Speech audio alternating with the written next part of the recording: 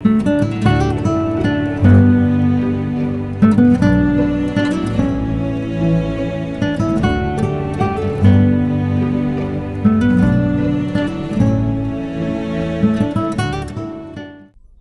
¿qué tal?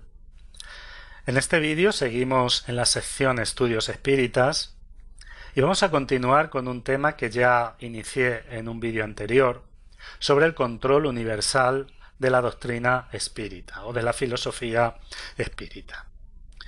En ese vídeo abordé el tema desde un punto de vista muy teórico y me gustaría seguir abordando ese tema, pero de una forma algo más práctica. Por eso en este vídeo voy a analizar algunas claves que creo que son necesarias y deben ser tenidas en cuenta para ese control universal del espiritismo. ¿Cómo debemos implementar ese control universal? Es decir, ese control universal donde la opinión de la mayoría deba servir de guía dentro del movimiento espírita, debe ser analizado, debe ser establecido siguiendo unos criterios y siguiendo unos parámetros concretos. Porque no creo que Kardec lo que buscara es que un medium o un grupo de mediums da una serie de comunicaciones y esas comunicaciones se aceptan tácitamente por todo el movimiento espírita. Esto estaría en contra de la base racional que Kardec estableció en el espiritismo. Entonces, en este vídeo voy a intentar responder a esta pregunta sin buscar dar una respuesta definitiva y tampoco completa. Voy a establecer 4 puntos que creo que son necesarios, pero es obvio que ese número de puntos es modificable y hay muchísimos más parámetros que posiblemente deban ser tenidos en cuenta. Busco con este vídeo únicamente una breve reflexión. El primer punto es una necesidad compartida. Voy a mencionar los 4 y luego los iremos analizando. El segundo, una objetividad, es decir, buscar una realidad de esa necesidad. El tercero, un estudio y una formulación de principios. Y el cuarto, un consenso. Y ese consenso es el que haría parte de la universalidad del espiritismo. Empezamos con la necesidad compartida, que viene a ser lo que Kardec dijo cuando afirmó que cuando un nuevo principio debe establecerse, éste surge en diferentes puntos a la vez. Aquí es necesario tener en cuenta que este punto no debe surgir o no puede surgir en todo el mundo, es decir, no todos los espiritistas y todos los grupos espiritistas van a empezar a tener esa necesidad. Generalmente, en los procesos de crecimiento y de cambio de paradigma, esos nuevos conceptos o esos nuevos principios empiezan por pocas personas y cada vez va habiendo un número mayor de personas hasta que se llega a una masa crítica según la cual ya empieza a haber esa necesidad colectiva de cambio y de estructuración de unos nuevos conceptos y de unos nuevos paradigmas. Además, dentro del movimiento espírita, a medida que va habiendo esa necesidad que generalmente empieza dentro de los encarnados, comunicaciones del mundo espiritual irán confirmando esa necesidad. Como sigo hablando muy teóricamente, me gustaría poner un ejemplo: el concepto de actualizar el espiritismo. Es obvio que este concepto de que el espiritismo necesita actualizarse no es un concepto nuevo. Ya Allan Kardec dejó claramente establecido ese concepto.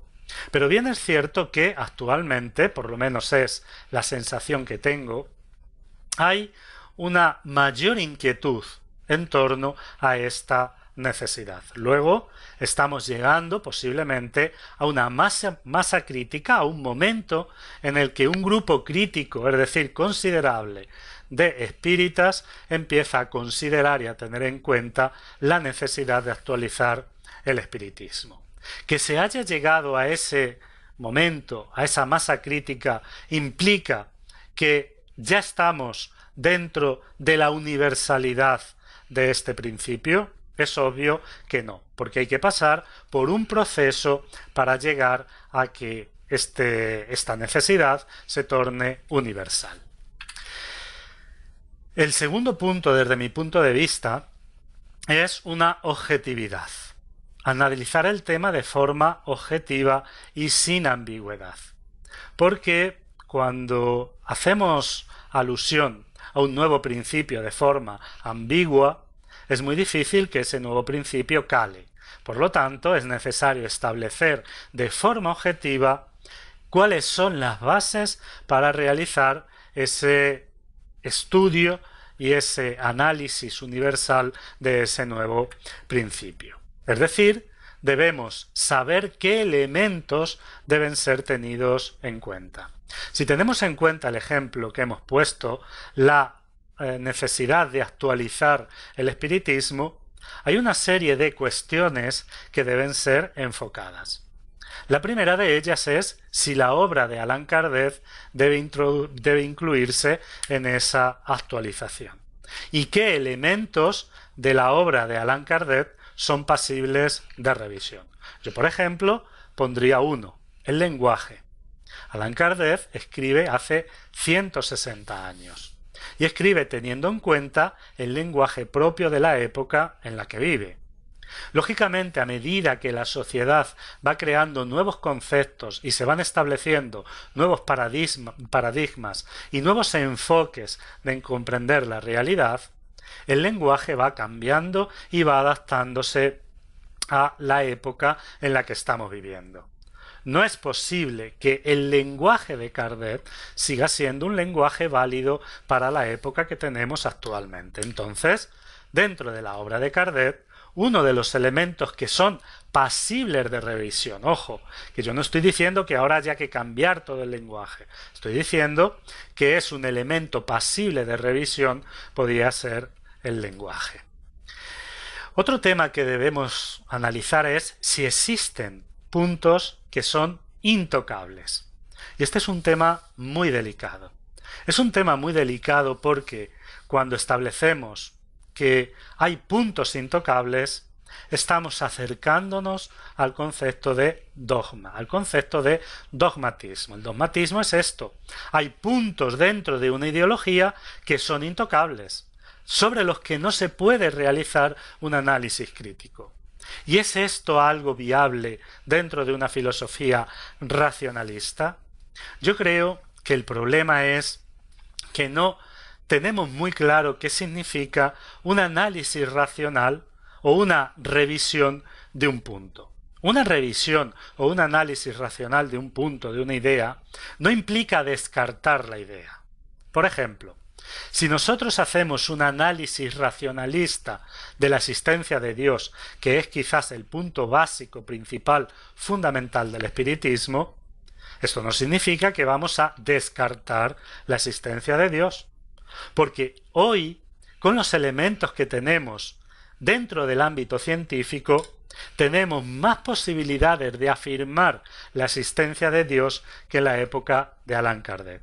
Porque hoy conocemos la enorme complejidad del universo y la enorme complejidad de la vida. Por lo tanto, es importante que entendamos que revisar o analizar un punto no implica descartar ese punto. Entonces, desde mi punto de vista, no existen puntos intocables en el espiritismo, porque el análisis racional de la mayoría de los puntos básicos del espiritismo lo que va a hacer va a ser confirmarlos y apoyarlos en una base cada vez más racional.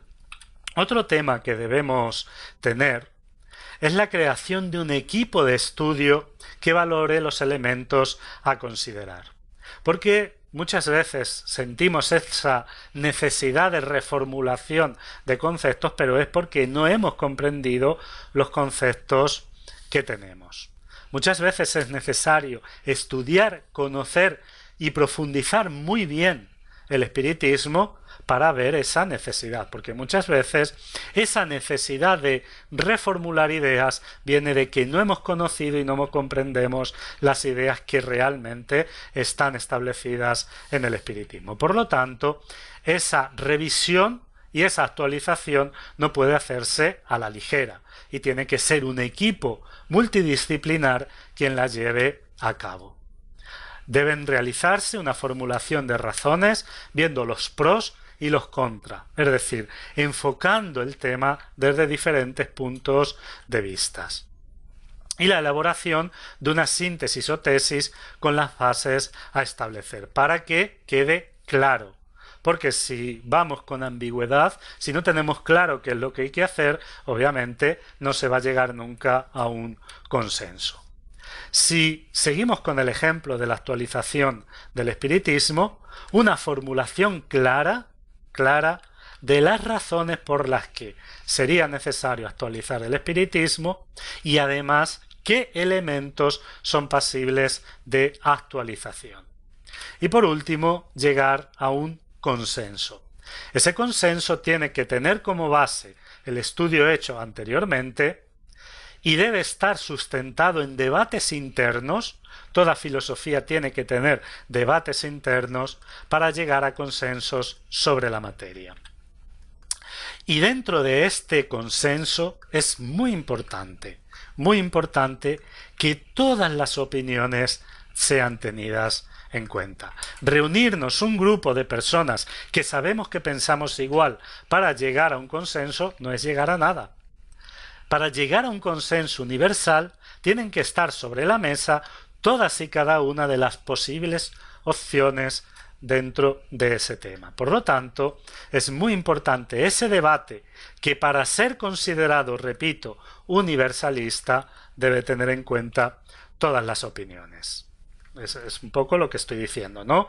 Si hablamos de la actualización del espiritismo, es necesario barajar todas y cada una de las opiniones, tanto las que puedan estar a favor como las que puedan estar en contra, al respecto de este tema. Y solo cuando se analizan todas estas razones es que se puede llegar a un consenso universal. Cuando se va a hacer este análisis es importante no tener puntos de vista cerrados. No decir, no, esto es así y punto. De ahí no me muevo. ¿No? Vamos a analizar todas y cada una de las ideas. Vamos a tener una mente abierta a lo que los demás pueden pensar. Yo me acuerdo que en una ocasión estaba viendo una entrevista de un político español que ya está retirado, que él decía que había que escuchar a aquellos que no pensaban igual que nosotros. Y el periodista le dijo, claro, es una cuestión de respeto. Y el político español le dijo, no es una cuestión de respeto. Es que a veces pueden tener razón. Y esto es muy importante. Es muy importante que interioricemos que a veces los que no piensan como nosotros también tienen razón. Por lo tanto, cuando vayamos a hacer ese consenso universalista de control sobre el espiritismo, tenemos que tener también en cuenta a aquellos que no piensan como nosotros. Esto es una actitud fraternal. Cuando hablamos de la fraternidad dentro del espiritismo, esta fraternidad implica saber oír no solo con respeto, sino también con atención a aquellos que no piensan como nosotros. Porque muchas veces oímos desde el respeto con una falsa superioridad. Y esto es importante. Oír no es lo mismo que escuchar. Oír es oír con respeto, es decir, dejar que el otro se exprese. Escuchar es prestar atención a lo que está diciendo y valorar equitativa y justamente lo que está diciendo. Con esto termino este vídeo. Creo que es un tema que simplemente está esbozado a grandes rasgos. Sé que son muchos los elementos que hay que tener en cuenta, pero lógicamente estos vídeos tienen una duración y de este ha llegado ya el momento de poner el punto final. Aquí les dejo mi correo electrónico espiritismohoy@gmail.com.